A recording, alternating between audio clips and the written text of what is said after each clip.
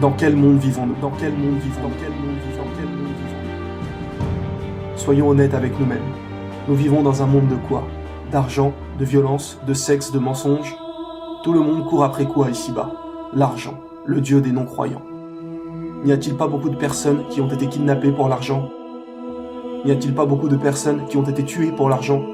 Ces objets de fer et de papier, car c'est ce qu'ils sont. Nous y avons attaché beaucoup trop d'importance, sans nous rendre compte que viendra un jour où ils ne nous serviront plus à rien. Tout le monde aujourd'hui fait sa vie en croyant être immortel, car c'est plus ou moins le cas.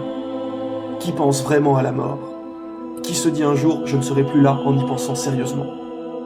Nous vivons et travaillons que pour une chose, les biens de cette vie d'ici-bas. Mais où sont nos provisions? Où sont nos provisions pour la vie de l'au-delà? Quand vous partez en voyage dans un autre pays, déjà à l'avance, vous réservez vos billets de transport, vos chambres d'hôtel, vous mettez depuis plusieurs mois de l'argent de côté. Il y a toute une préparation, n'est-ce pas? Et pour combien de temps? Combien de temps durera ce voyage? Une semaine? Un mois? Mais il y a toujours un retour. Mais gardez bien constamment à l'esprit qu'il y a un voyage auquel il n'y aura pas de retour.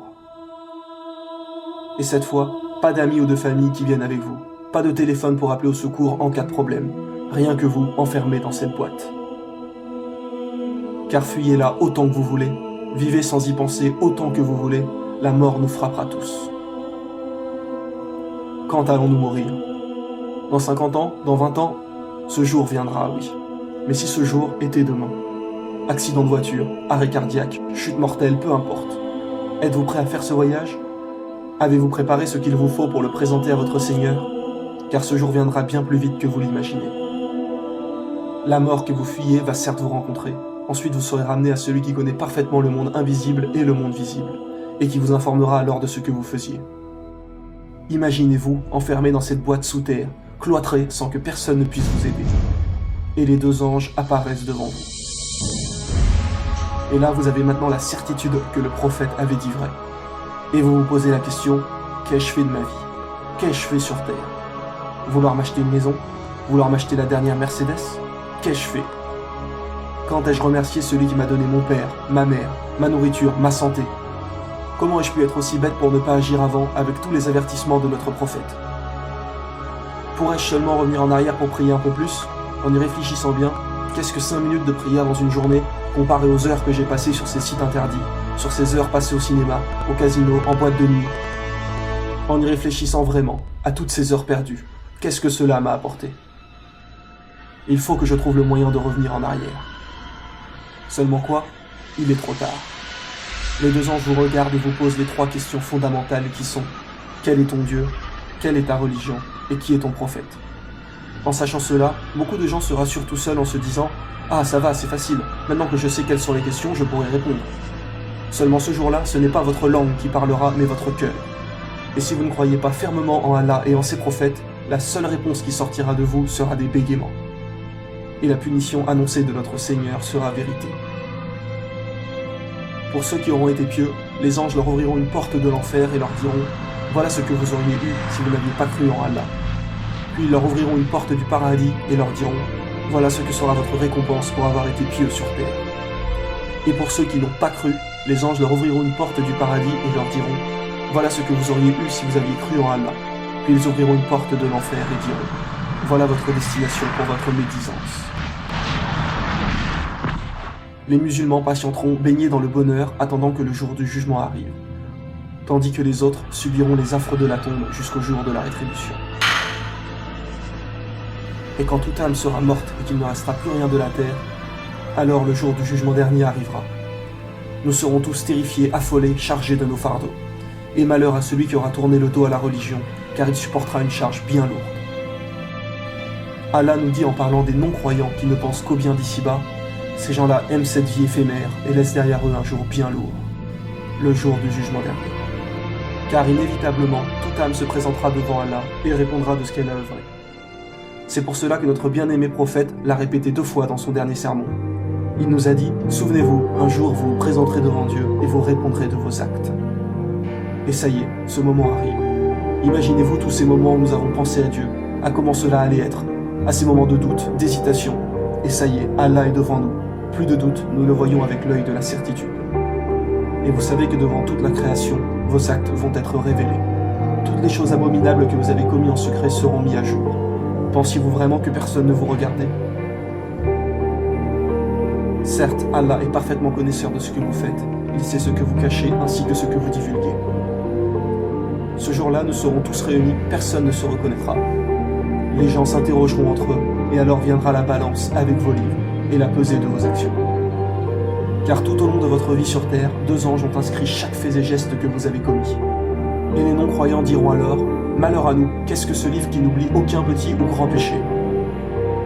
Il y aura bon nombre de péchés que vous-même auront oubliés, mais que notre Seigneur, lui, n'oublie pas. Ce jour-là, nul refuge pour vous, et vous ne pourrez point nier vos péchés. Tout se retournera contre vous, votre corps dira ce qu'il a fait, vos proches, qui ne vous reconnaîtront plus, diront ce que vous leur avez fait. Donc comportez-vous toujours de la manière la plus convenable possible avec les autres. Notre bien-aimé prophète a dit, « Ne blessez personne afin que personne ne puisse vous blesser. » Celui qui aura fait le poids d'un atome de mal le verra, et celui qui aura fait le poids d'un atome de bien le verra également. Et celui dont les bonnes actions pèseront lourd dans la balance, nulle crainte à son sujet.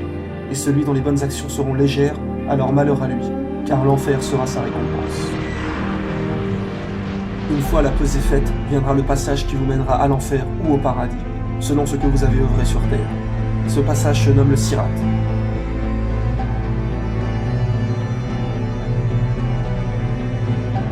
Il n'est pas un seul d'entre vous qui ne doive un jour aborder de front l'enfer. Ainsi en a décidé le Seigneur par arrêt sans appel. Nous sauverons ensuite ceux qui auront été pieux et y laisserons les réprouvés prostrés à jamais. Les gens arriveront devant le pont et commenceront à y passer selon la qualité de leurs œuvres. Certaines personnes le franchiront en un éclair. Et plus vous aurez été quelqu'un de pieux, plus votre passage se fera rapidement et simplement.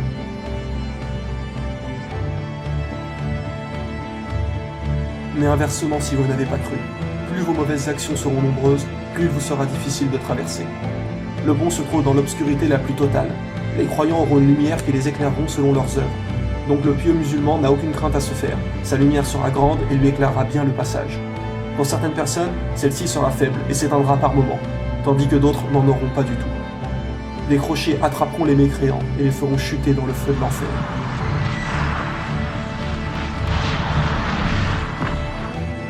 Beaucoup de gens n'ont pas voulu croire, ont crié au mensonge, ont été orgueilleux. Il leur sera dit, entrez en enfer et goûtez au châtiment que vous traitiez de mensonge. Imaginez-vous être en prison pour 20 ans par exemple. Imaginez-vous la souffrance que cela doit être. Pourtant, il n'y a pas de souffrance physique, seulement mentale. Mais en enfer, la souffrance est physique et mentale. Ses habitants ne cesseront jamais de brûler. Son feu est 70 fois plus chaud que celui que nous connaissons ici-bas. Imaginez seulement quelques secondes votre main dans le feu.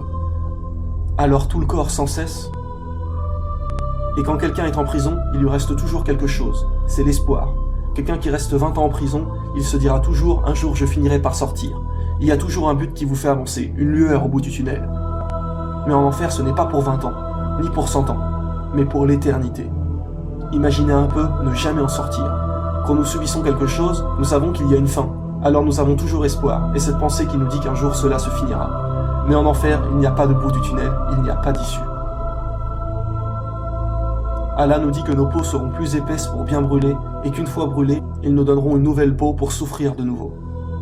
Cela est intéressant car nous avons découvert récemment que les terminaisons nerveuses sont dans la peau. C'est-à-dire que si vous vous brûlez la peau, vous allez avoir mal, mais une fois brûlée, si vous remettez cette partie au feu, vous n'aurez plus mal, car la peau est déjà consumée. Et que nous est-il dit ? Certes, ceux qui ne croient pas en nos révélations, nous les ferons entrer dans le feu. Chaque fois que leur peau sera consumée, nous leur en donnerons une autre en échange, afin qu'ils goûtent au châtiment. Certes, Allah est puissant et sage. Réfléchissez bien à ces choses-là, car après, il sera trop tard. Au jour de la résurrection, Dieu demandera à celui des damnés dont le châtiment sera le plus léger, « Si tu possédais tout ce que tu voulais sur la terre, tout l'argent du monde, le donnerais-tu pour te racheter ?» Il dira « Oui ». Et Dieu lui répondra, « Je t'avais pourtant demandé bien moins que cela, mais tu as préféré t'enfler d'orgueil et ne rien savoir. Mais tu as préféré t'enfler d'orgueil et ne rien savoir. Tu as préféré t'enfler d'orgueil et ne rien savoir. »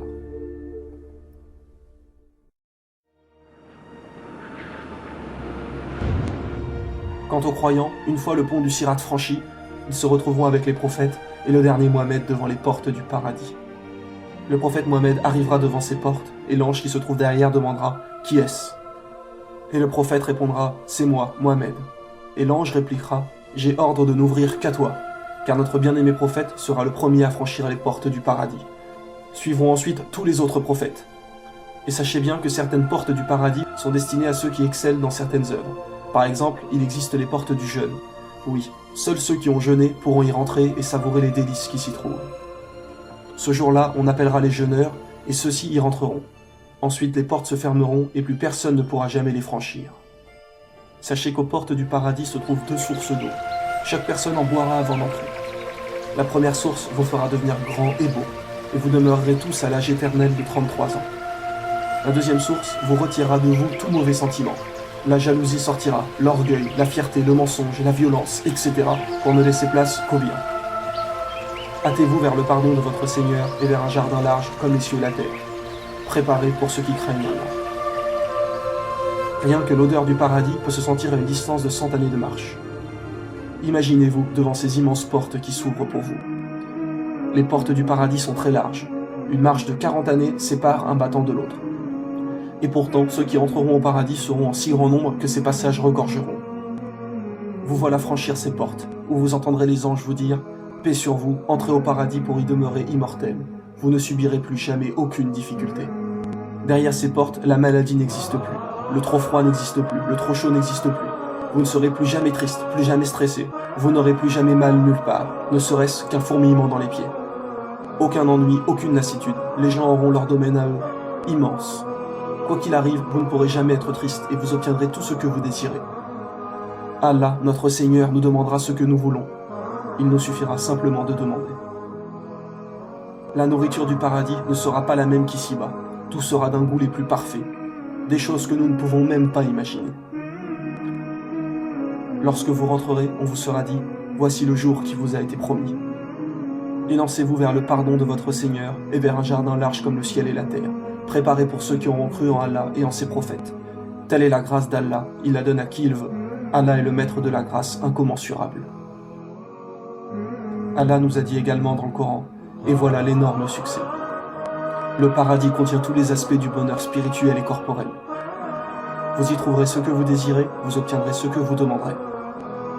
Voilà la description du paradis qui a été promis aux pieux.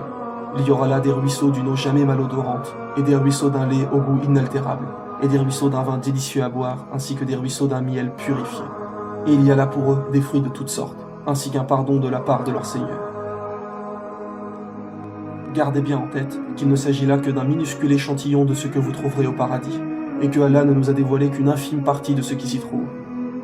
Mais notre Seigneur nous a bien précisé « J'ai préparé pour mes pieux serviteurs ce que nul œil n'a jamais vu, ce que nulle oreille n'a jamais entendu et ce que nul cœur ne peut imaginer. » Ne troquez pas votre vie éternelle pour la vie éphémère. Notre bien-aimé prophète a dit « Au jour du jugement, il y aura 70 000 personnes qui passeront sans épreuve, châtiment ou jugement. Ceux qui auront été les plus pieux. Alors gardez toujours à l'esprit, qu'en est-il des autres ? La vérité conduit à la piété, et la piété conduit au paradis.